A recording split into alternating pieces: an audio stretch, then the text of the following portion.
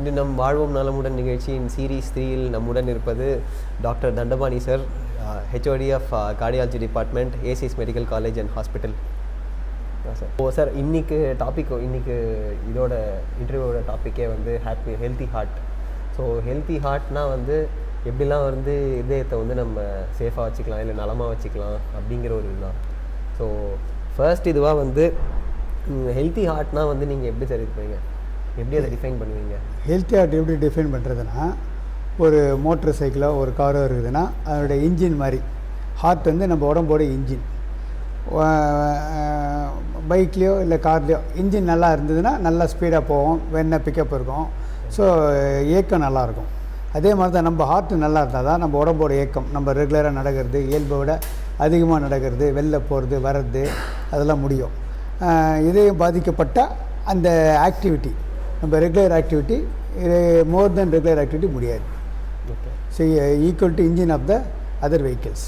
Heart நல்லா maintain பண்ணால் நம்மளோட normal day to day life வந்து நல்லா இருக்கும். நான் அதே மாதிரி சார், இப்போ நம்ம ஊரை பொறுத்த வரைக்கும் காமனாக வந்து எந்தெந்த காம்ப்ளிகேஷன் இல்லை ஏர்லி சிம்டம்ஸ் எல்லாம் வந்து மக்கள் அவாய்ட் பண்ணுறாங்க, எந்த மாதிரி சிம்டம்ஸ் இருந்தால் வந்து இமீடியட்டாக ஒரு கார்டியாலஜிஸ்ட்டை வந்து கன்சல்ட் பண்ணணும் அப்படின்னு மக்கள் அவாய்ட் பண்ணுறது பார்த்திங்கன்னா, ஒரு நெஞ்செரிச்சல் வந்து அவாய்ட் பண்ணிடுறாங்க.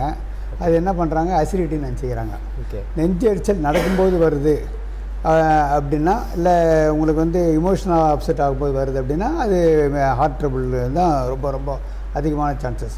ஹார்ட் ட்ரபிள் இருக்கிறவங்களுக்கு நடந்தாவோ இல்லை இயல்போடு அதிகமாக வேலை செய்யும்போது மூச்சு வாங்குறதோ, some uneasiness, some discomfort, some இது ஜாலேருந்து தொப்புல இருக்கும், ஃப்ரண்ட்டு பேக்கு லெஃப்ட்டு ரைட் எங்கே வேணால் வரலாம்.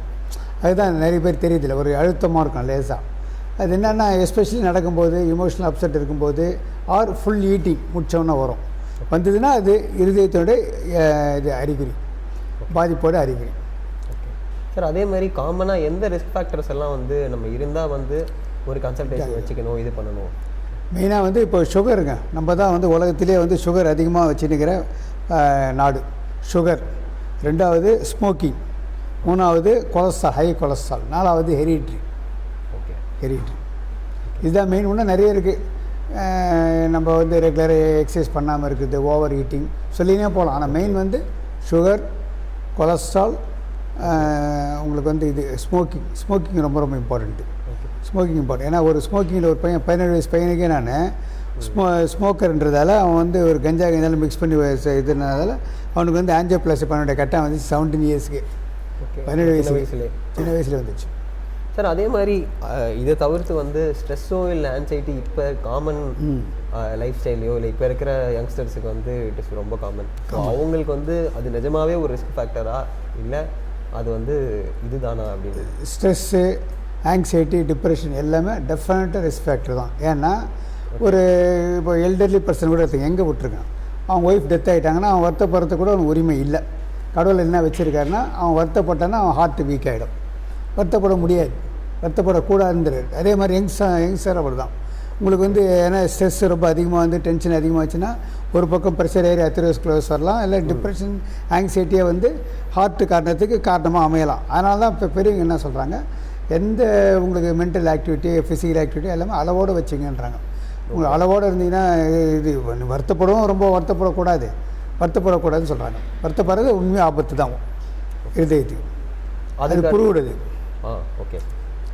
அதுக்கு அடுத்தது வந்து ஆன்சைட்டி மாதிரியே வந்து இப்போ இன்னொரு காமன் இது வந்து ஒபிசிட்டி சார். அதாவது உடல் பருமன்.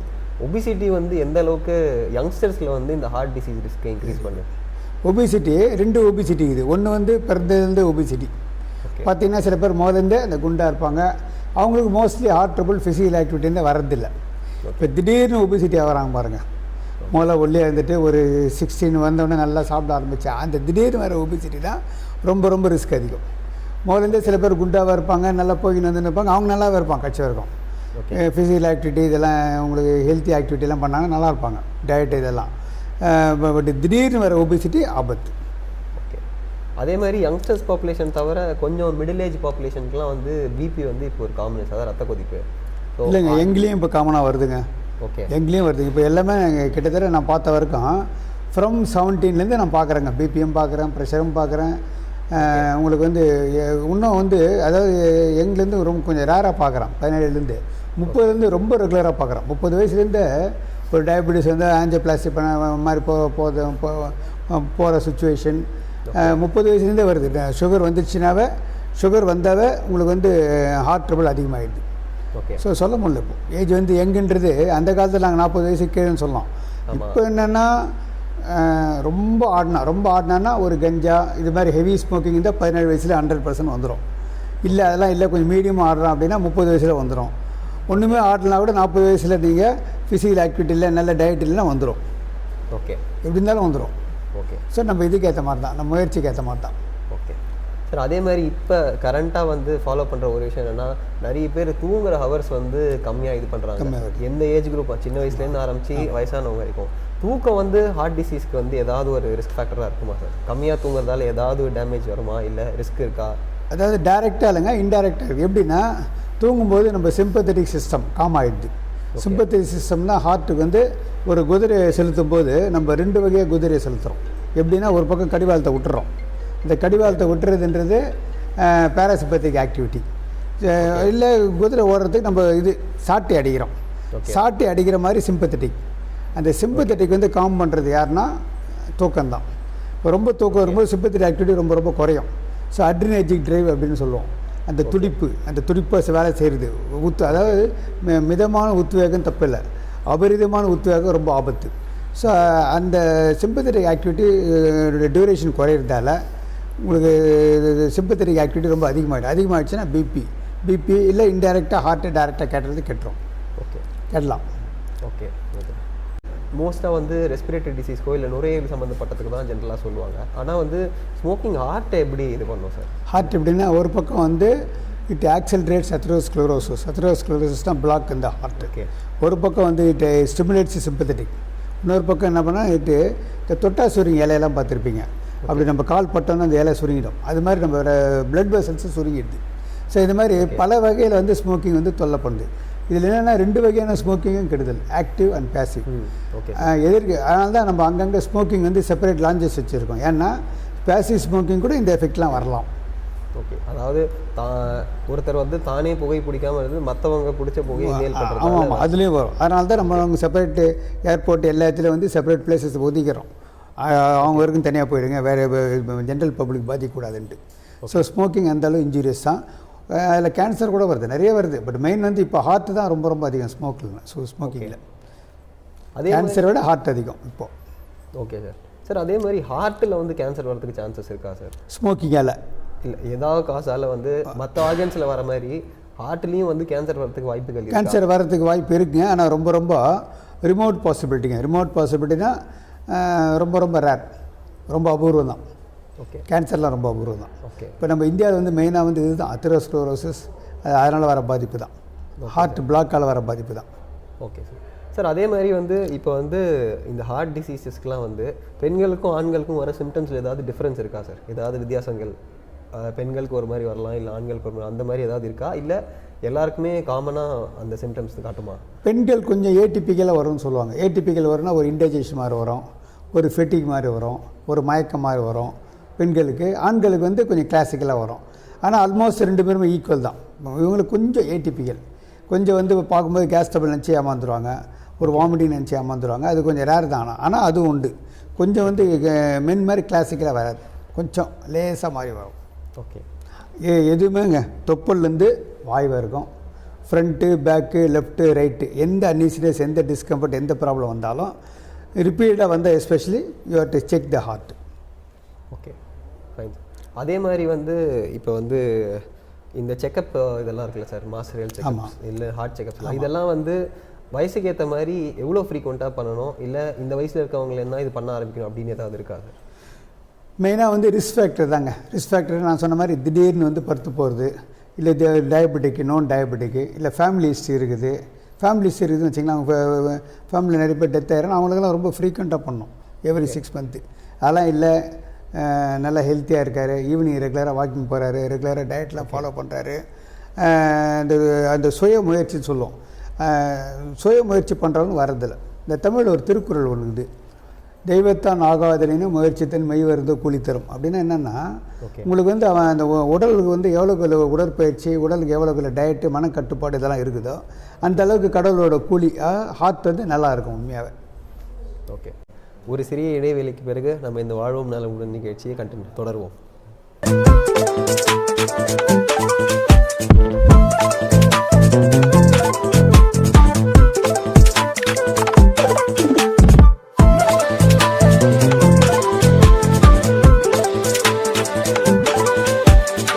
மீண்டும் தொடருவோம். சார், இப்போ ஒரு காலர் நமக்கு லைனில் இருக்கார். அவருக்கு வந்து இந்த இருதய நோய் பற்றிலாம் சில சந்தேகங்கள் இருக்குது. ஸோ உங்ககிட்ட கேட்டு அதுக்கு ஒரு கிளாரிட்டி கிடைக்கிறதுக்காக கால் பண்ணியிருக்காரு. அவருக்கு கேட்குறேங்க, சொல்லலாங்க. சார் வணக்கம் டாக்டர். நம்ம இந்த இதய நோய்களை முற்றிலுமாக தடுக்க முடியுமா, இல்லை அதை வராமல் பார்த்துக்கிறதுக்கு நம்ம என்னெல்லாம் பண்ணலாம் டாக்டர்? முற்றிலும் 100க்கு 100 தடுக்க முடியும்.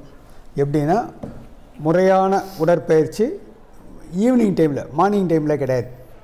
ஏன் ஈவினிங் டைமில் சொல்கிறோம், மார்னிங் டைமில் இல்லை அப்படின்னு கேட்டால், மார்னிங் நம்ம பண்ணுற உடற்பயிற்சி என்ன ஆகும், மத்தியானம் நம்ம ஆஃப்டர் லஞ்ச் இல்லை ஆஃப்டர் சாப்பிட்டோன்னா நம்ம என்ன ஆகும், ஒரு டயர்ட்னஸ் தூக்கமாக மாறிடும். அதனால தான் பாரதியார் அவர் கவிதைகள்லாம் பார்த்தீங்கன்னா, காலை எழுந்ததும் படிப்பு, மாலை முழுவதும் விளையாட்டுன்னு படிந்தார். ஸோ மாலை முழுவதும் விளையாட்டுனா மாலை முழுவதும் உடற்பயிற்சி, முழுவதும் இல்லை ஒரு 3/4 மணி நேரம் 40 நிமிஷம். ஒன்று டயட்டுன்னா அது அளவுக்கு அதிகமான சர்க்கரை, எண்ணெய், அசைவம், அளவுக்கு அதிகமான இனிப்புகள் இவற்றை சாப்பிடுவதால் தான் வருகிறது. இதெல்லாம் நமக்கு அளவுக்கு அதிகமாக சாப்பிடாமல் அளவோடு சாப்பிட்டாலே நமக்கு இதய நோய் முற்றிலும் தடுக்க முடியும். ஜெனட்டிக் ப்ராப்ளம், சில பேர் ஹெரிடிட்டி இருப்பாங்க, அவங்களுக்கு மட்டும் வந்து நம்ம இது இப்போ கொலஸ்ட்ராலுக்குன்னு ஒரு மாத்திரை நாங்கள் கண்டுபிடிச்சிருக்கோம். இப்போ அட்ரோசட்டின், ரோசோசட்டின், அது மாதிரி அந்த மாதிரி மாத்திரை அவனுக்கு கொலஸ்ட்ரால் இருக்குதோ இல்லையோ அவங்களுக்கு மட்டும் அதை இப்போ நீங்கள் ஆரம்பித்து விட்டிங்கன்னா அவங்களுக்கு வந்து நிச்சயம் இந்த ஹெரிடிட்ரி ஹார்ட் ட்ரபிள் வராமல் தடுக்க முடியும் அவங்களுக்கும். Okay okay sir. சார், அதே மாதிரி இப்போ வந்து இப்போ சில ரீஜனுக்குலாம் ஸ்பெசிஃபிக்காக சில நோய்கள் இருக்கும், எண்டமிக் டிசீஸ். ஆமாம், அதே மாதிரி இந்த ஹார்ட் டிசீஸ்லேயும் வந்து இப்போ இந்தியாவிலையோ இல்லை தமிழ்நாட்டிலையோ அதுக்கேற்ற மாதிரி நம்ம ரீஜன் வைஸ் ஏதாவது டிசீசஸ் காமனாக இருக்கா ரிலேட்டிங் டு ஹார்ட்? இல்லைங்க, தமிழ்நாடை பொறுத்தவரைக்கும் நாங்கள் பார்த்துட்டோம். ஆல்மோஸ்ட் என்டையர் தமிழ்நாடு அந்த கொரோனா மாதிரி பேண்டமிக் மாதிரி அடிச்சு தள்ளுது. பேண்டமிக் இதில் எபிடமிக்கே சொல்ல முடியல, பேண்டமிக் தான். என்டையர் தமிழ்நாடு நாங்கள் என்னோடய ஸ்டூடெண்ட்ஸ் நான் கிட்டத்தட்ட ஒரு 65 ஸ்டூடெண்ட்ஸ் நான் ஆஞ்சியோபிளாஸ்டி ட்ரைனிங் கொடுத்துருக்கேன். ஃப்ரம் கன்னியாகுமரி டு சென்னை என் ஸ்டூடெண்ட்ஸ் இருக்காங்க. எல்லாமே ஆஞ்சியோபிளாஸ்டி பண்ணுறாங்க, எல்லாமே ஹார்ட் டிசீஸ் நிறைய இருக்குது சொல்கிறாங்க, எல்லா இடத்துலையுமே through out Tamil Nadu. Okay, so அதனால் தமிழ்நாடு ஃபுல்லாக பேண்டமிக் தான். Okay sir. இருக்கிறதுலே மோஸ்ட் காமன் ஹார்ட் டிசீசஸ்லாம் எது சார்? மெயினாக வந்து கொரோனரி ஆர்டரி டிசீஸ் தான். கொரோனரி ஆர்டரியால் ஹார்ட்டில் பிளாக் வந்து ஹார்ட் அட்டாக்கு, நடந்தால் மூச்சு வாங்குறது, நடந்தால் மார்வலி, அது வரது தான். இதுதான் ரொம்ப காமனஸ்ட்டு. Okay sir. அதே மாதிரி இப்போ மெயினாக இந்த ஹார்ட் அட்டாக்கும் இல்லை இந்த கார்டியக் அரெஸ்ட் இன்னொன்று, இது ரெண்டுத்துக்கும் என்ன சார் மெயின் டிஃப்ரென்ஸு? ஹார்ட் அட்டாக்ன்றது பிளட் சப்ளை கட் ஆகி ஹார்ட் வந்து கொஞ்சம் வலியில் துடிக்கிறதால நம்ம வந்து அதில் எக்ஸ்பிரஷன் வெளில பண்ணுவோம், அதுதான் ஹார்ட் அட்டாக்கு. அரெஸ்ட் வந்து முன் அறிவிப்பு இல்லாமல் ஹார்ட் நின்று விடுவது. ஹார்ட் அட்டாக்காலேயும் முன் அறிவிப்பு இல்லாமல் நிற்கலாம், இல்லை due to any reason, genetic reason or extreme stress அது மாதிரி நிற்கலாம். Or basic some heart trouble இருக்கும் சில பேருக்கு எப்படின்னா hypertrophic cardiomyopathy, some valvular lesions அதெல்லாம் இருக்கும். அவங்களுக்கு என்ன ஆகும், டூரிங் பிளேயிங் நல்லா ஆடினே இருப்பான், டக்குன்னு அப்படியே மயக்காய்ச்சி வந்து செத்துருவோம். ஸோ அது மாதிரி அரெஸ்ட்ன்றது தனி, இது மாரடைப்புன்றது ஹார்ட் அட்டாக்ன்றது இரத்த குழாய் அடைப்பால் வர்றது. Okay sir. இப்போ இந்த மிடில் ஏஜ்காரங்க இல்லைனா வந்து வயசானவங்களை தாண்டி சின்ன குழந்தைங்களுக்கு ஏதாவது ஹார்ட் டிசீஸ் வரதுக்கு சான்ஸ் இருக்கா சார்? சின்ன குழந்தைங்களுக்கு ஹார்ட் டிசீஸ் எப்படி வரும்னா, சின்ன குழந்தைங்களுக்கு வந்து எல்டிஎல் கொலஸ்ட்ரால் பார்த்தீங்கன்னா 30 தான் இருக்கும். அதனால தான் இப்போ லேட்டஸ்ட்டு சயின்டிஸ்ட்லாம் என்ன சொல்கிறாங்க, நம்ம அடல்ட்டுக்கு 30 வயசு தான், என்ன 30 வயசா ஹார்ட் அட்டாக் வராத.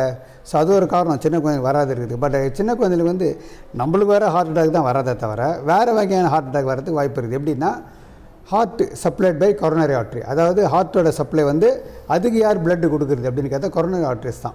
அந்த கொரோனரி ஆர்ட்ரி வந்து பிறப்பிலே வந்து அப்நார்மலாக அரைஸ் ஆகும்போது, அப்நார்மலாக தடம் மாறி போகும்போது அது வந்து ஹார்ட் சதைகளை பாதிக்கும். அது சதைகளை பாதித்தா அப்போ அட்டாக் வரும். அது மாதிரி உண்டு, பிறவிலே வருது. கொரோனரி ஆர்ட்ரி அப்நார்மாலிட்டின்னு சொல்லுவோம். ஓகே, அதுதான் சார். அதை தவிர வந்து இந்த சில பிறந்த குழந்தைங்களுக்குலாம் கூட வந்து ஹார்ட்டில் வந்து தொலை இருக்க மாதிரி இருக்குது அப்படின்னு தான் சொல்லுவாங்க. அதெல்லாம் எந்த கேட்டகரியில் வரும் சார்?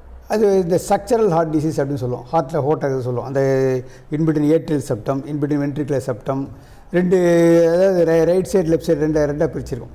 ரைட் சைடு வந்து என்ன பண்ணோம், உடம்புல இருக்கிற எல்லா அந்த இது ஆக்சிஜன் குறைவான ரத்தத்தை இழுத்து லங்ஸுக்கு அமிச்சு லெஃப்ட் சைடில் ஆக்சிஜன் பியூரிஃபை போய் அனுப்போம்.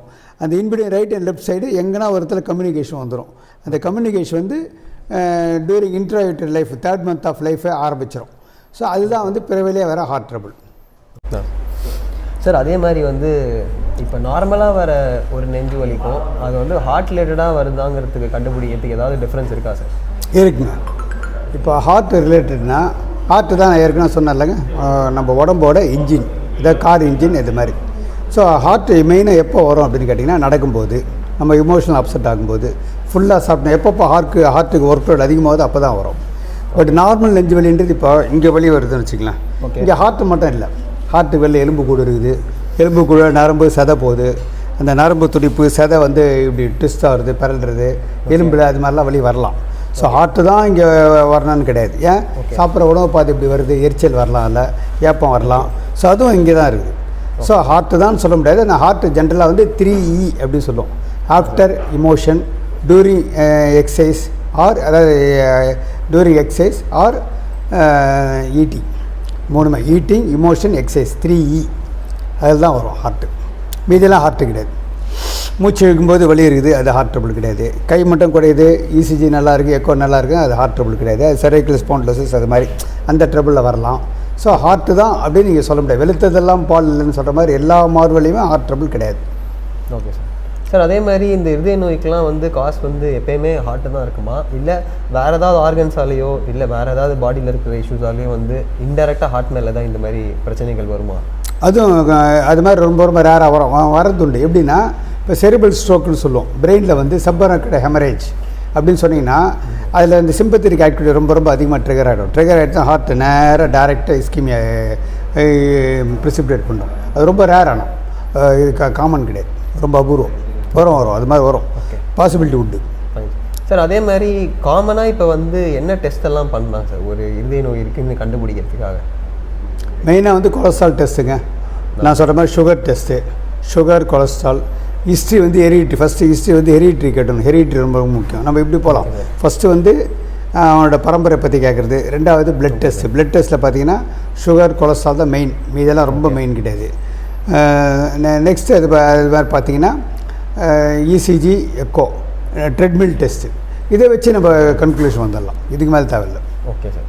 சார் அதே மாதிரி இப்போ அதே மாதிரி வந்து சடனாக ஒரு எமர்ஜென்சியாக யாராவது வந்து ஹார்ட் அட்டாக் வருது, இல்லை மார்வலி வந்து விழுந்துடுறாங்க, இந்த மாதிரி ஒரு சுச்சுவேஷனில் பக்கத்தில் ஒரு ஹாஸ்பிட்டலோ இல்லை ஒரு டாக்டரோ இல்லாத பட்சத்தில் நார்மலாக பொது ஜனங்க என்ன சார் பண்ணலாம்? என்ன பண்ணோன்னா, எல்லாருக்குமே அதாவது அமெரிக்காலாம் பார்த்தீங்கன்னா எல்லாருக்குமே அந்த கார்டியாக் மசாஜ் சொல்லி கொடுத்துருவாங்க. எல்லாருக்குமே அந்த விழுந்தவுடனே அந்த இடத்துல இப்படி இது மசாஜ் பண்ணுங்கள் ஃபஸ்ட் அப்படின்ட்டு மசாஜ் பண்ணி கொஞ்சம் ரிவைவ் ஆகிட்ட உடனே நீங்கள் உடனே அந்த அட்ரோசட்டின் 40 மில்லிகிராம், குளோபிகிரல் மாத்திரை ஒரு 150 மில்லிகிராம் இந்த மாதிரி போட்டுட்டு பக்கத்தில் நியரஸ்ட் ஹாஸ்பிட்டலுக்கு கூப்பிட்டு போட்டிங்கன்னா சேவ் பண்ணலாம்.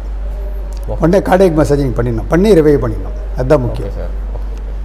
சார் இப்போ அதே மாதிரி வந்து காமனாக வந்து இப்போ இந்த தலைப்புக்கு ஏற்ற மாதிரி ஹெல்த்தி ஹார்ட்டுங்கிறதுக்கு நார்மலாக வந்து ஜனங்க வந்து என்னெல்லாம் பண்ணி ஓரளவுக்கு வந்து தங்களோட இதயத்தை வந்து மெயின்டைன் பண்ணிக்கலாம், அதுக்கு உங்களுக்கு ஏதாவது ஒரு சில டிப்ஸ் இல்லை குறிப்பு இருக்குங்க? ஒன்றும் இல்லைங்க. ஈவினிங்கில் 3 மணிக்கு மேலே நைட்டு 10 மணிக்குள்ளே எனி டைம் ஒரு 40 மினிட்ஸ் வாக்கிங். இப்போ 40 மினிட்ஸ் சில பேர் என்ன சொல்லுவாங்க, இந்த முட்டி வலிக்குது, நான் நடக்க முடியாது அப்படின்வாங்க.